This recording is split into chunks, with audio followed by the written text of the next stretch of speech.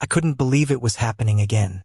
The Homeowners Association president, a woman named Carol who seemed to have a personal vendetta against my very existence, was standing at the edge of my property, phone pressed to her ear, a look of pure, unadulterated self-righteousness on her face.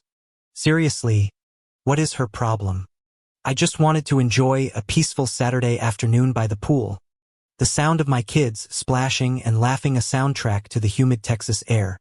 But no, Carol was here to ruin everything. The drone of the pump and the faint smell of chlorine were a stark contrast to the tightening knot of frustration in my stomach. Was it a crime to have a little fun? I watched her gesture wildly, her platinum blonde bob swaying as she pointed a manicured finger at my floating pool toys, a giant inflatable flamingo and a smiling pineapple. Oh, for crying out loud. She's calling them unapproved recreational watercraft. My wife sighed next to me, a long, weary exhalation that carried the weight of 1,000 petty homeowners association battles. What now?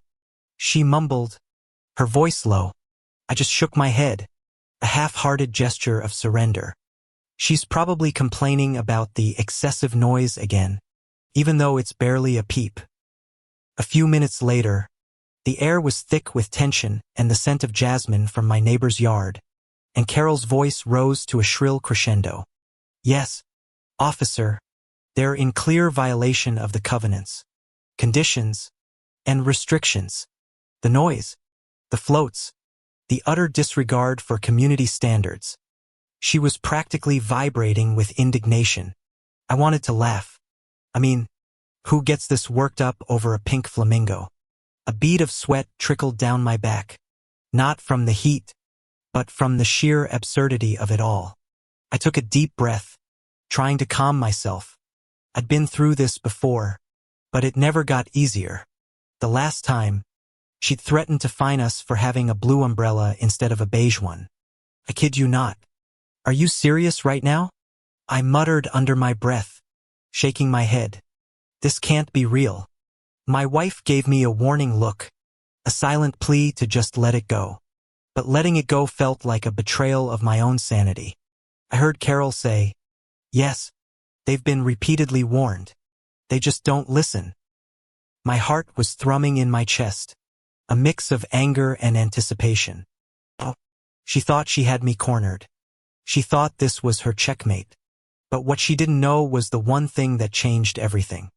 The silence after she hung up was deafening, broken only by a soft plop as my son dropped a tennis ball into the water. Carol folded her arms across her chest, a smug, triumphant smirk plastered on her face, as if she just won the Nobel Peace Prize. "The police are on their way," she announced, her voice dripping with condescension. "I hope you have a nice chat with them about proper community living." I felt a smile of my own, slow and deliberate, spread across my face.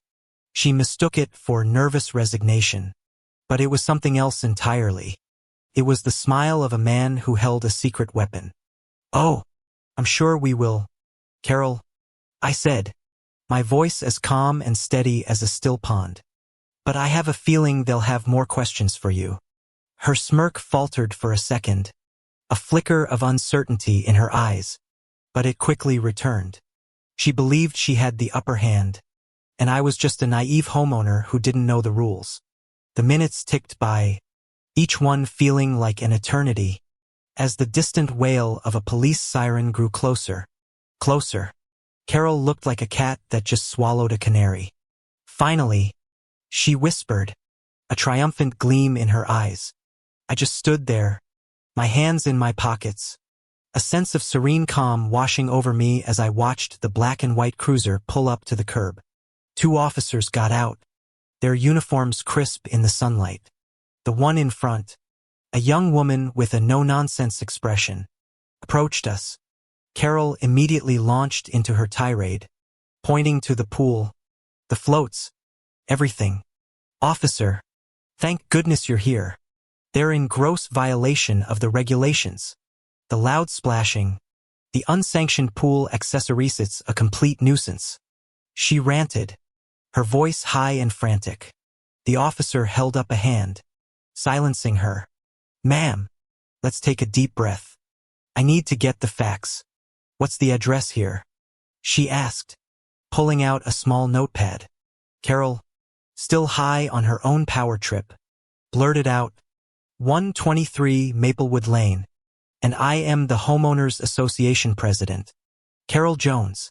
The officer scribbled on her pad, then looked at me.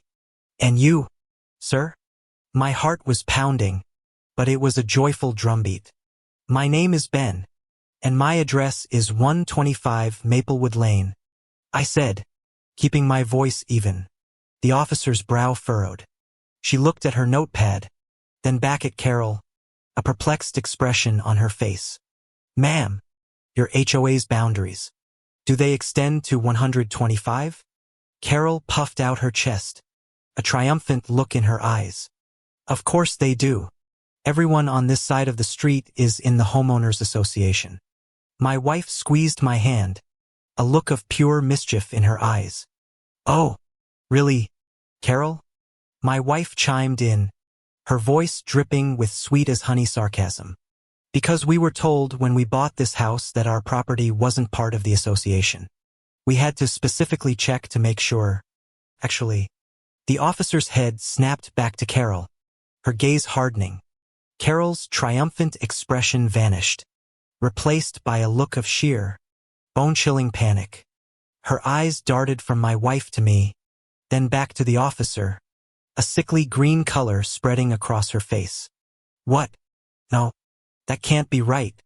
She stammered, her voice suddenly small. The officer turned her back to Carol, facing me and my wife with a respectful nod. Sir, I just checked our records. Your property, 125 Maplewood Lane, is not within the boundaries of the Maplewood Homeowners Association. It appears you're in an unincorporated area. She turned to Carol, her tone firm. Ma'am, you have no authority to enforce any rules on this property. You can't call the police for a noise complaint or any other civil dispute that doesn't involve a crime. This is a complete misuse of emergency services. We have real calls to respond to. Carol's mouth opened and closed like a fish out of water, her face now a shocking shade of scarlet. The officer turned to me, a small, knowing smile on her face. Enjoy your pool, sir. I apologize for the inconvenience. I watched as they walked back to their car, leaving Carol standing there, utterly defeated and alone. The smugness was gone. The self-righteousness had crumbled. All that was left was a woman who had just realized she'd spent months making her neighbor's life a living hell for absolutely no reason. And the best part? She had called the cops on herself. My kids' laughter filled the air once more, now a triumphant chorus. It was a beautiful sound. It was more than justice. It was a perfect, karmic ballet. Maybe sometimes, the best way to deal with a bully isn't to fight back, but to just let them dig their own grave. I hope you'll let me know if there's anything else you'd like to add or change.